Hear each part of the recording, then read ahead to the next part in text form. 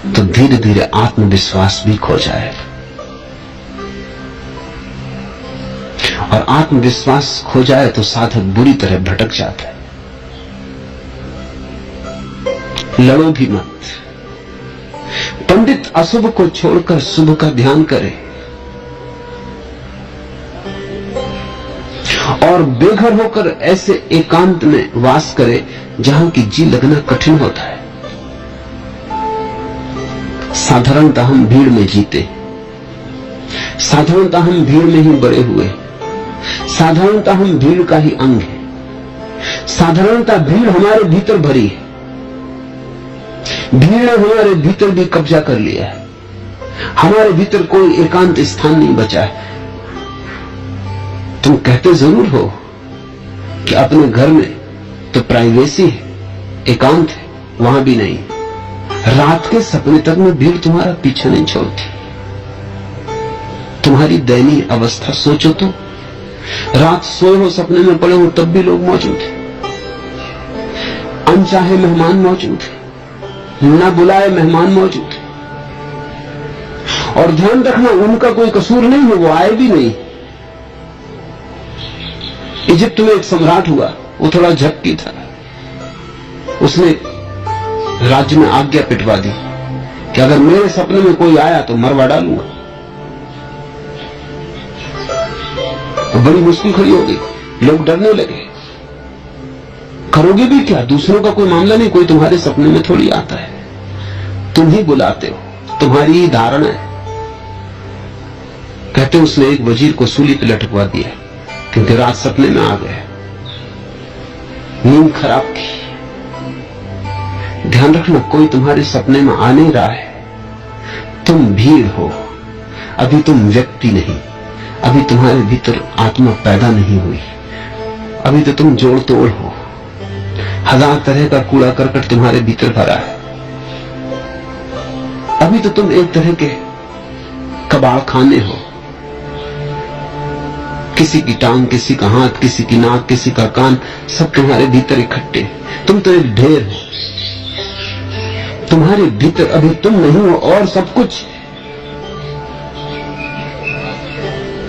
भीतर जाओगे तो सब मिलेगा, बाजार मिलेगा, दुकान मिलेगी, शास्त्र मिलेंगे, मंदिर मस्जिद मिलेगी, तुम भर ना मिलोगे। भीतर खोजोगे तो अपने भर को न पाओगे और सारा संसार पालोगे। कैसा मजा है। तो साधक को शुरुआत में अपने को भीड़ से बाहर करने की जरूरत है। और ये भीड़ से बाहर करना बाहर की ही बात नहीं है, तुम जंगल भी भाग सकते हो, इससे बहुत कुछ न होगा।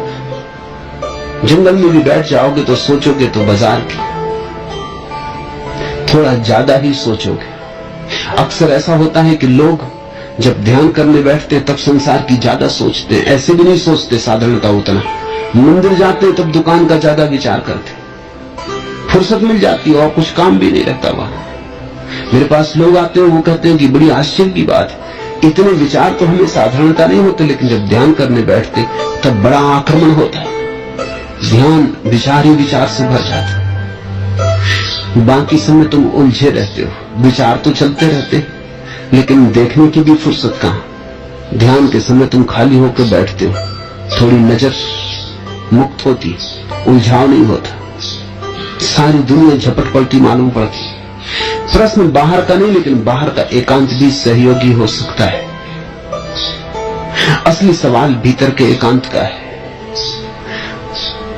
ऐसे एकांत में वास करे कि जहां जी लगना कठिन होता है। तुम्हारा जी ही भीड़ में लगता है। खाली बैठे हो, अखबार पढ़ोगे, अखबार है भीड़ की खबरें। खाली बैठे हो, रेडियो खोल लोगे, टेलीविजन चला लोगे। खाली बैठे हो तो मित्र के घर पहुंच जाओगे, क्लब पहुंच जाओगे, पड़ोसी से बात करने लगोगे। खाली बैठे हो तो कुछ ना कुछ करोगे। बिना दूसरे के तुम्हारा जी नहीं लगता। दूसरे पे इतने निर्भर हो, दूसरा तुम्हारा मालिक है। दूसरे के बिना घड़ी भर बिताना मुश्किल हो जाता है। तुम्हारी स्वतंत्रता कैसी, ये तुम्हारा स्वामित्व कैसा है, तुम अपने भी नहीं हो। वही व्यक्ति अपना स्वामित्व पाना शुरू करता है जो एकांत और निज को जीने लगता है, जो अपने साथ होने में भी आनंद पाता है। दूसरे के साथ होना ही जिसका एकमात्र सुख नहीं, जिसका अपने साथ होना परम सुख बन जाता है। और बड़े मजे की यद्यपि विरोधाभासी बात यह है कि जो व्यक्ति अपने साथ बहुत आनंद अनुभव करता है, दूसरे उसके साथ बड़ा आनंद पाएंगे। तुम तो अपने साथ ही परेशान हो, तुम दूसरे को साथ उनको भी परेशान ही करोगे क्या? अपने को परेशान कर लेते हो तो दूसरों को भी परेशान करोगे। तुम उनको उबा रहे हो, वो तुमको उबा रहे हैं। वो तुम्हारी सुन रहे हैं क्योंकि उनको अपनी कहनी। तुम भी अपने एकांत से घबरा के भाग आए हो, वो भी अपने एकांत से घबरा के भाग आए। दोनों विक्षिप्त हो। दो आदमियों की बातें तो सुनो, गौर से सुनो। तुम हैरान होगे वो एक दूसरे से बात कर ही नहीं रहे, अपनी अपनी कहे चले जा रहे। किसको फुर्सत है किसी से बात करने? अपना अपना काफी भरा हुआ गुबार। तो पहली तो बात है कि एकांत में थोड़ा रस लेना शुरू करो।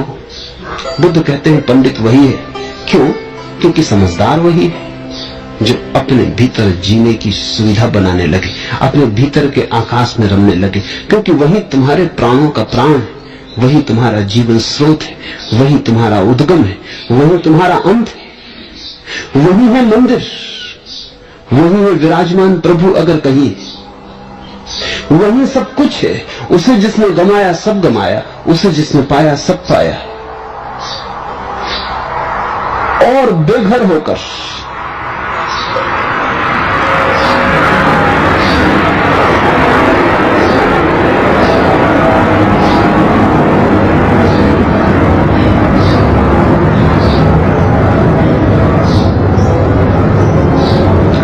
जैसे भीड़ से हम बंधे हैं, भीड़ काम भी नहीं आती, सिर्फ बुलाने का बहाना है, एक नशा है। जिंदगी के असली क्षणों में तुम सदा अकेले रह जाते हो। जन्म जब हुआ तुम अकेले, तुम्हारे भीतर तुम ही थे और कुछ नहीं। मरोगे तब अकेले, तुम्हारे भीतर तुम ही रहोगे और कुछ नहीं। और कभी अगर तुम थोड़ी समझ का उपयोग करो तो जीवन में जब भी तुम्हें ऐसे कोई क्षण मिले पुलक के, अहोभाव के, धन्यता के, तब भी तुम पाओगे तुम अकेले। सुबह उगते सूरज को साथ क्षण भर को राग बन गया, सूरज के रंग फैल गए। तुम अचानक पाओगे कोई भी ना रहा, वहां भीतर का आकाश एकदम खाली हो गया।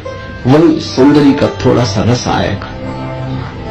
संगीत सुनते समय जब तुम्हारे भीतर कोई भी ना रह जाएगा, विराट एकांत होगा, उसी क्षण संगीत तुम्हारी भीतर की वीणा को छू देगा। भीतर की वीणा पे टंकार पड़ जाएगी। तुम्हारी भीतर की वीणा जब तक न बजने लगे, कैसे तुम बाहर का संगीत समझोगे? और जब तक तुम्हें भीतर के सौंदर्य का बोध न हो, बाहर के सब सौंदर्य किसी काम के नहीं।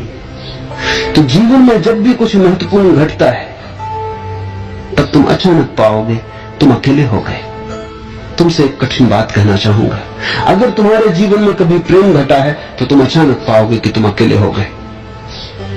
हालांकि प्रेम में लोग सोचते हैं कि अब दो साथ हो गए, लेकिन ये बात सच नहीं। प्रेम में दो एकांतों का मिलन होता है। दो व्यक्ति अकेले हो जाते हैं प्रेम में, दो व्यक्ति भीड़ से मुक्त हो जाते हैं।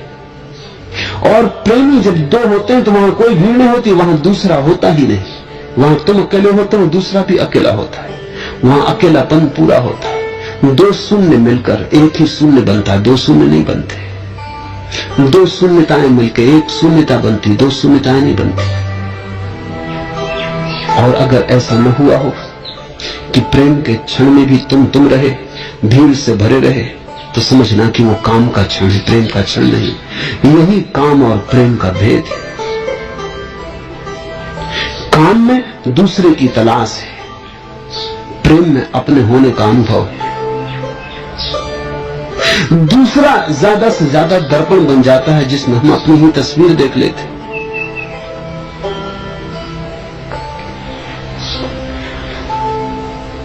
जब भी तुम अकेले हो, उन क्षणों का उपयोग करो, उन एकांत के क्षणों को सौभाग्य मानो, उनका उपयोग करो, उनमें रमो। धीरे धीरे रस आएगा, स्वाद जमेगा। शुरू शुरू तो बड़ी बेचैनी होगी, जी घबराएगा। वही तो बुद्ध कहते हैं, ऐसा एकांत जहां जी लगना कठिन हो जाता। तुम्हारा जी ही उधार है, वो भीड़ में लगता है, उसे दुर्गंध की आदत पड़ी, सुगंध में तिल मिलाता है। एकांत की शांति खाती है, भीड़ का शोरगुल भाता है। थोड़ी आदत बदलेगी, समय लगेगा, लेकिन एक बार स्वाद लग जाए एकांत का, तो तुम भीड़ में भी रहोगे और अकेले ही रहोगे। तुम बाजार में भी खड़े रहोगे, लेकिन एकांत। तुम अपने भीतर के हिमालय को कभी खोओगे ही नहीं। तुम्हारा भीतर का हिमालय तुम्हारे साथ चलेगा। बड़े शिखर हैं तुम्हारे भीतर, बड़ी ऊंचाइयां, बड़ी गहराइयां हैं, लेकिन तुम भीतर के जगत से अपरिचित ही रहे चले जाते हो। एक दिल का दर्द है कि रहा जिंदगी के साथ,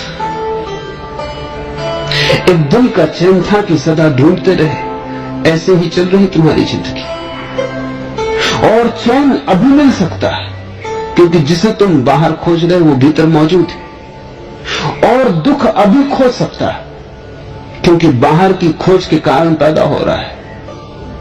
फिर मुझे दोहराने दें, एक दिल का दर्द है कि रहा जिंदगी के साथ, एक दिल का चैन था कि सदा ढूंढते रहे। ये तुम्हारी पूरी जिंदगी की कहानी, जीवन कथा है।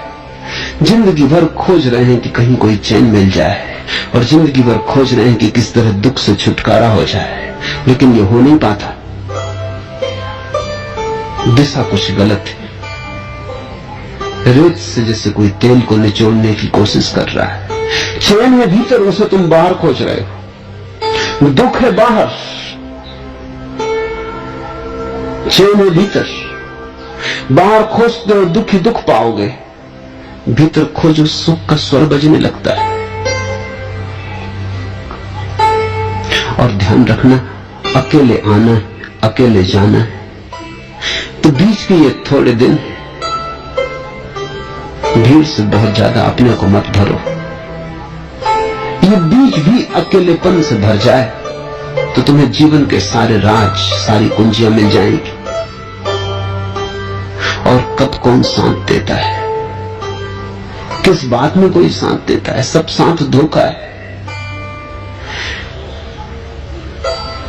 सेह बख्ती में कब कोई किसी का साथ देता है, कि तारीकी में साया भी जुदा रहता है इंसान से। कौन साथ देता है मुसीबत के क्षण में। ये सब सुख का राग रंग है, सब साथी सुख के मालूम होते हैं। अंधेरा जब घेर लेता है, कौन किसका साथ देता है। मौत जब हाथ में आती है, तो कौन तुम्हारे हाथ में हाथ देता है। कि तारीकी में साया भी जुदा रहता है इंसान से, अंधेरे में तो अपनी छाया भी साथ छोड़ देती है। दूसरे का तो भरोसा क्या। इस सत्य को जो स्वीकार कर लेता है, समझ लेता है, वो अपने साथ हो लेता है, वो असली साथ खोज लेता है। बेघर भी समझ लेने जैसा शब्द है। इसका मतलब ये नहीं कि तुम घर छोड़ के भाग जाओ, इसका कुल मतलब इतना है कि तुम जहां भी रहो घर न बनाओ। इसका यह मतलब भी नहीं है कि तुम छप्पर न डालो। इसका यह मतलब भी नहीं है कि तुम किसी छाया में न ठहरो। इसका कुल मतलब इतना है कि तुम कभी भी ये मत सोचना कि ये तुम्हारा घर सराय ही रहे। ज्यादा से ज्यादा रात का पड़ाव है, सुबह हुई चल पड़ना है।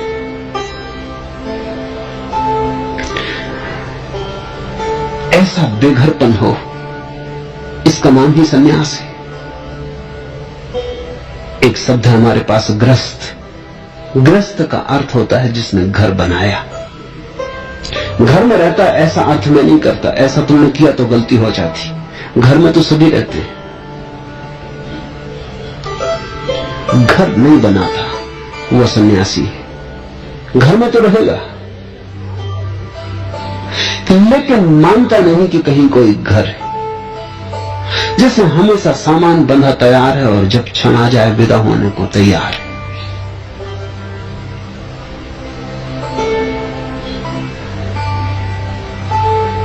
अमेरिका का एक प्रेसिडेंट मरने के करीब था तो चिकित्सक ने ठीक समझा कि उसे कह देना जरूरी है। पास आके कहा कि आपकी मृत्यु की घड़ी, सोचा था डरेगा घबराएगा। उसने जरा सी आंख खोली और कहा रेडी, तैयार हूं। बस इतनी ही बात कही।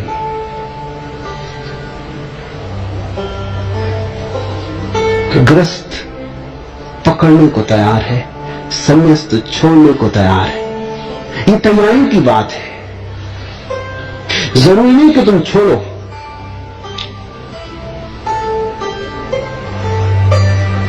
छोड़ने का भाव छिन जाए तो तुम रोओगे नहीं, चीखोगे, तड़फोगे नहीं। तुम ये न कहोगे घर मिट गया, तो तुम बेघर हो। पंडित भोगों को छोड़कर अकिंचन बनकर एकांत में लवलीन रहने की इच्छा करे और चित्त के मलों से अपने को परिशुद्ध करे। एकांत में रहने की इच्छा, अभिलाषा पोसे, इस पौधे को सींचे अकिंचन बनकर। क्योंकि अकेले तुम तभी हो सकते हो जब तुम अकिंचन बनने को तैयार हो। इस सूत्र को ख्याल में रखना। अगर तुम बड़े होना चाहते हो तो भीड़ की जरूरत पड़ेगी, अन्यथा कौन तुम्हें बड़ा कहेगा। अगर तुम्हें सम्राट होना है तो साम्राज्य चाहिए पड़ेगा। अगर तुम्हें नेता होना है तो अनुयायी चाहिए पड़ेंगे। अगर तुम्हें कुछ होना है तो भीड़ की जरूरत पड़ेगी, और जिसकी जरूरत पड़ती उस पर तुम निर्भर रहोगे, उसके तुम गुलाम रहोगे। इसलिए जिनको तुम नेता कहते हो वो अनुयायियों के गुलाम होते हैं, और जिनको तुम सम्राट कहते हो उनसे बड़े गुलाम तुम कहीं ना खोज पाओगे। नादिर शाह हिंदुस्तान आया, उसने दिल्ली पे कब्जा कर लिया। उसने हाथी कभी देखा न था, पहली दफा देखा। बैठने की इच्छा हुई तो उसे हाथी पे बिठाया गया। जब वो हाथी पे बैठा तो उसने आगे झांक के देखा, महावत अंकुश लिए बैठा है। तो उसने कहा तू यहां क्या कर रहा है? तो अंकुश ने कहा महानुभाव ये हाथी है, इसको चलाने के लिए फीलवान की जरूरत होती। उसने कहा लगाम मुझे दे और तू नीचे उतर। वो तो घोड़े का आदी था, उसने कभी हाथी देखा नहीं था। तू नीचे उतर, लगाम मुझे दे। वो हंसने लगा महावत। उसने कहा इसकी कोई लगाम नहीं होती और हम फीलवान ही इसे चला सकते। तो कहते हैं नादिर शाह छलांग लगा के नीचे कूद गया। उसने कहा जिसकी लगाम मेरे हाथ में ना हो उस पर बैठना खतरे से खाली नहीं। मैं ऐसी चीज का मालिक होने नहीं चाहता जिसकी लगाम मेरे हाथ में ना हो। लेकिन जरा और गौर से देखना, लगाम भी होने से कोई फर्क नहीं पड़ता। थोड़ा बहुत नियंत्रण में आ जाती है बात, लेकिन लगाम होने से भी बहुत फर्क नहीं पड़ता। क्योंकि जिसकी लगाम तुम्हारे हाथ में होती, तुम्हारी लगाम भी उसके हाथ में होती। एक मुसलमान फकीर बायजीद एक रास्ते से गुजरता था अपने शिष्यों को लेके, और एक आदमी एक गाय को घसीटे लिए जा रहा था। गाय जाना नहीं चाहती थी, वो आदमी घसीट रहा था। बायजीद ने अपने शिष्यों को कहा रुको, घेर लो उस आदमी को, एक पाठ सीखने जैसा है। और बायजीद ने अपने शिष्यों से पूछा मुझे बताओ ये आदमी गाय को बांधे हुए है कि गाय ने आदमी को बांधा है? उन शिष्यों ने कहा साफ है कि आदमी गाय को बांधे हुए, आदमी मालिक, गाय गुलाम। तो बायजीद ने कहा एक सवाल और, अगर ये लगाम हम बीच से काट दें तो गाय आदमी के पीछे जाएगी कि आदमी गाय के पीछे जाएगा? तो आदमी गाय के पीछे जाएगा, तो फिर मालिक कौन? तुम जिसके पीछे जाते हो वही तुम्हारा मालिक है। जिसकी लगाम तुम्हारे हाथ में, उसके हाथ में तुम्हारी भी लगाम हो गई। जब तुमने किसी चीज का परिग्रह किया, तुम उस चीज के गुलाम हो गए। तो जब तुमने कहा ये मेरा घर है, तुम इस घर के हो गए। और ध्यान रखना, जब तुम घर छूटेगा, तुमसे घर न रोएगा तुम्हारे लिए, तुम रोओगे घर के लिए।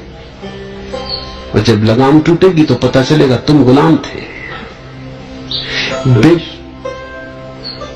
एकांत और अकिंचन। अकिंचन होने को जो राजी, अकिंचन का अर्थ है नोबडी, न कुछ, जिसमें कुछ हो ही नहीं। ऐसा होने को जो राजी है वही केवल भीड़ से मुक्त हो सकता है।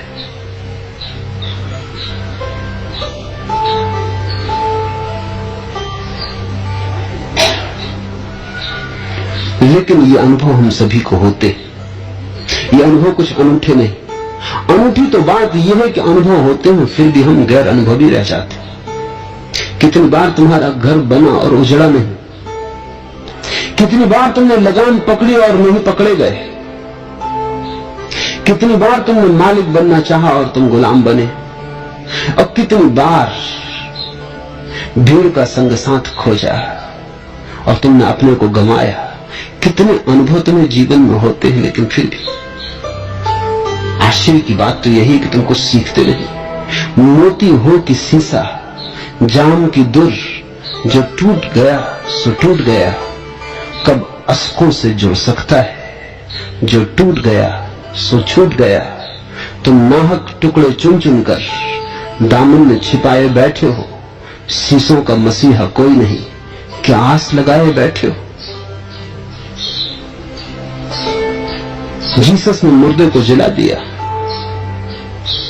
लेकिन जिन टूटे टुकड़ों को लेकर तुम बैठे हो उनको वो जोड़ न सकेंगे। शीशों का मसीहा कोई नहीं, क्या आस लगाए बैठे हो? और तुम्हारे दामन में सिवाय टुकड़ों के कुछ भी नहीं। सब शीशे टूटे हुए। तुमने जीवन में सिवाय टुकड़ों के, व्यर्थ टुकड़ों के कुछ इकट्ठा किया ही नहीं, लेकिन आशा लगाए बैठे हो कि शायद कोई जोड़ देगा। और रो रहे हो, कब अस्कों से जुड़ सकता है। जो टूट गया सो छूट गया। जरा गौर से अपनी जिंदगी को एक बार फिर से देखो, एक पुनर्निरीक्षण, और तुम पाओगे बुद्ध पुरुष जो कहते हैं वो तुम अपने अनुभव से पाओगे। ठीक है, इसलिए बुद्ध ने बार बार कहा है कि जो मैं कहता हूं मेरे कहने के कारण मत मान लेना। तुम्हारे अनुभव से तालमेल बैठे तो ही। तालमेल बैठता ही है। सत्य है वही जिसका तालमेल सभी के अनुभव से बैठेगा ही। हाँ, तुम बिठाओ ही ना, आंख बंद किए बैठे रहो, बात और।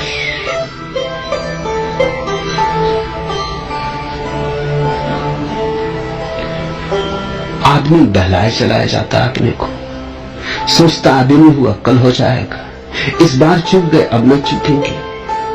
लेकिन ये निशाना कुछ ऐसा है कि कभी लगेगा ही नहीं। इसका स्वभाव लगना नहीं, ये कुछ तुम्हारे तीरंदाजी पर निर्भर नहीं। तुम कितने भी कुशल हो जाओ, ये निशाना चूकता ही रहेगा, क्योंकि वहां है ही नहीं कोई निशाना जिस पर लग जाए। जितने जल्दी तुम्हारे जीवन में इस विफलता का बोध हो जाए, उतनी ही जल्दी अंतरयात्रा शुरू हो जाती। जिंदगी को माहो अंजुम न उजाला देंगे। तुम न इन झूठे खिलौनों से बहलते रहना। चांद तारों से रोशनी नहीं मिलती जिंदगी को। तुम इन झूठे खिलौनों से मत उछलते रहना। ये बाहर के खिलौने कोई रोशनी न दे सकेंगे। रोशनी भीतर से आती, रोशनी तुम्हारे भीतर छुपी है, वहां जगाना है। एकांत में उसे जगाओ, बेघर होकर उसे जगाओ, वस्तुओं की मालकियत दौड़ छोड़ के उसे जगाओ, भीड़ से संग साथ छोड़ के उसे जगाओ।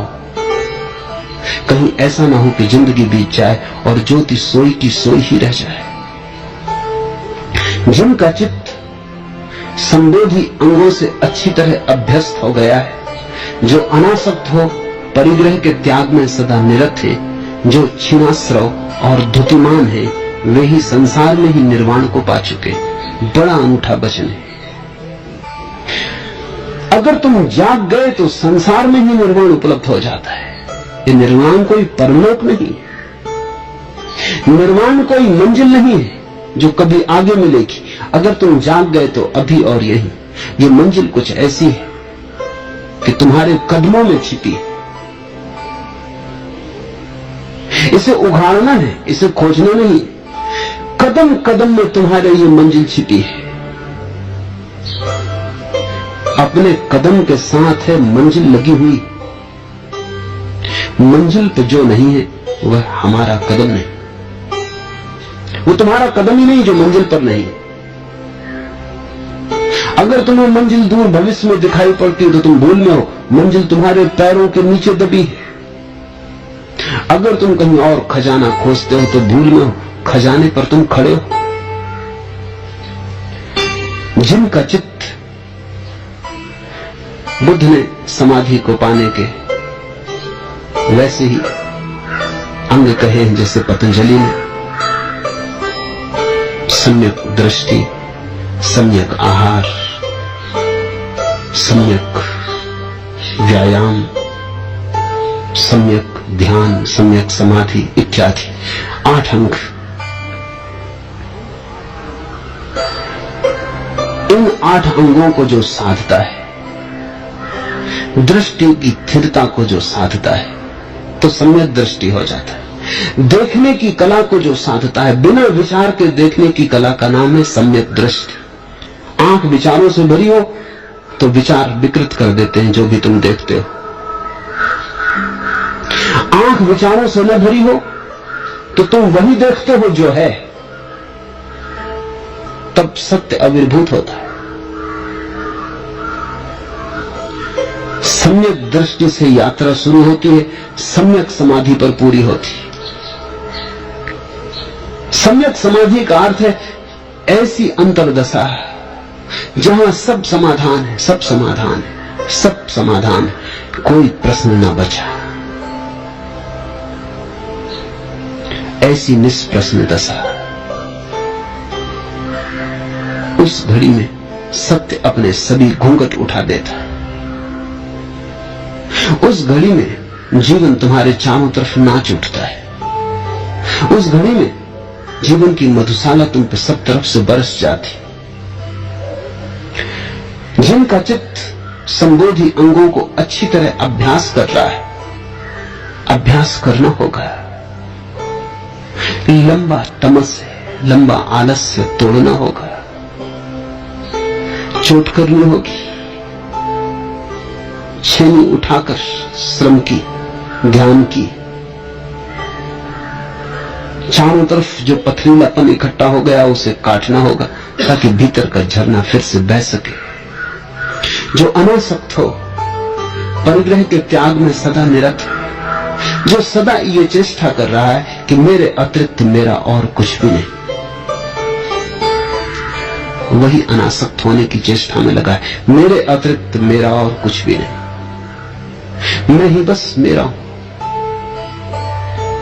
ऐसी भाव दशा जिसकी स्थिर होती जा रही है, जो क्षीणाश्रव है उसके कर्म क्षीण होने लगते हैं। वो करता भी है तो अकर्ता होता है, वो चलता भी है तो चलता नहीं, क्योंकि चलाती तो चाह है। मनुष्य चलता नहीं संसार में, चलाती चाह है। जिसकी चाह चली गई वो चलता भी है और अचल होता है। वो भोजन भी करता है और उपवासा होता है, उठता है, बैठता है, सब करता है, लेकिन जैसे कुछ भी करता नहीं। भीतर अकर्ता की स्थिति, साक्षी की स्थिति बनी रहती। जो क्षीणाश्रव है उसके कर्म धीरे धीरे क्षीण होने लगते हैं। कृष्ण ने गीता में अर्जुन को यही कहा कि तू इतना ही मान ले कि तू उपकरण मात्र है, तू ना कुछ हो जा, अकिंचन हो जा। तू ये मत कहे कि मैं कर रहा हूं, परमात्मा कर रहा है। बुद्ध तो परमात्मा को भी बीच में नहीं लेते। वो कहते हैं उससे भी कहीं अकड़ आ जाए, उससे भी कहीं अहंकार आ जाए। बुद्ध तो इतना ही कहते हैं, कोई नहीं कर रहा, हो रहा है। थोड़ा समझना, बुद्ध कहते हैं सब हो रहा है, कर कोई भी नहीं रहा, न तू कर रहा है न कोई और कर रहा है। चीजें हो रही, नदियां सागर की तरफ बह रही, सागर धूप के सहारे चढ़ के बादल बन रहा है, बादल हिमालय पे बरस रहे हैं, फिर नदी बन रही है। हो रहा है, कोई कुछ कर नहीं रहा। ऐसी अवस्था की प्रतीति होने लगे तो कर्म क्षीण हो जाते और एक धुति का जन्म होता है, एक भीतर प्रभा का आविर्भाव होता है। ऐसे व्यक्ति के आसपास तुम एक आलोक मंडल देखोगे। ऐसे व्यक्ति के आसपास ऐसा घना प्रकाश होगा कि तुम चाहो तो छू सको। वे ही संसार में निर्वाण को पा चुके हैं। कोई परलोक नहीं, यही लोक जब तुम बदल जाते हो परलोक हो जाता है। आंख की बदलाहट काफिर की है यह पहचान कि आफाक में गुम है, मोमिन की यह पहचान कि गुम इसमें है आफाक। अधर्मी की यह पहचान है कि वो संसार में खोया है, और धर्मी की यह पहचान है कि उसमें संसार खो गया। काफिर की यह पहचान है कि आफाक में गुम है, संसार में डूबा है, खोया है। संसार ही बचा है, खुद बचा ही नहीं है, इस तरह खो गया है। मोमिन की यह पहचान कि गुम इसमें है आफाक, और धर्मी की यह पहचान है कि स्वयं ही बचा है और सब संसार खो गया है, स्वयं की विराटता में सब लीन हो गया है।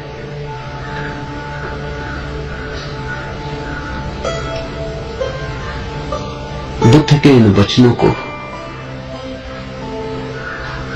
अपनी जिंदगी की कसौटी पर कसना, अपनी जिंदगी को बार बार गौर से देखो, वही सब छिपा है। और वही कसौटी है कि बुद्ध के वचन सही है या नहीं। इन वचनों का कोई और तर्क नहीं है, तुम्हारे जीवन के ही संगति में इन वचनों का तर्क है। ये वचन अपने आप में कुछ प्रमाण नहीं है, प्रमाण तो तुम्हारे जीवन के अनुभव और इनके बीच में घटेगा। गौर से देखोगे तुम पाओगे जिंदगी और जिंदगी की यादगार, पर्दा और पर्दे में कुछ परछाइयां। तुम जिंदगी को एक स्वप्न से ज्यादा न पाओगे, पर्दा और पर्दे में कुछ परछाइयां। इन परछाइयों में भरोसा करते रहो तो संसार है, इन परछाइयों को परछाइयों की तरह जान लो, निर्वाण घटित हो जाता है। असत्य को असत्य की तरह जान लेना, असत्य से मुक्त हो जाना है। सत्य तो तुम हो, बस असत्य से मुक्त होना है। निर्वाण तो तुम हो, निर्वाण तुम्हारा स्वभाव है। इस स्वभाव की पहचान, इस स्वभाव की प्रतिविज्ञा, इस स्वभाव से मुलाकात, इसको अपने आमने सामने कर लेना।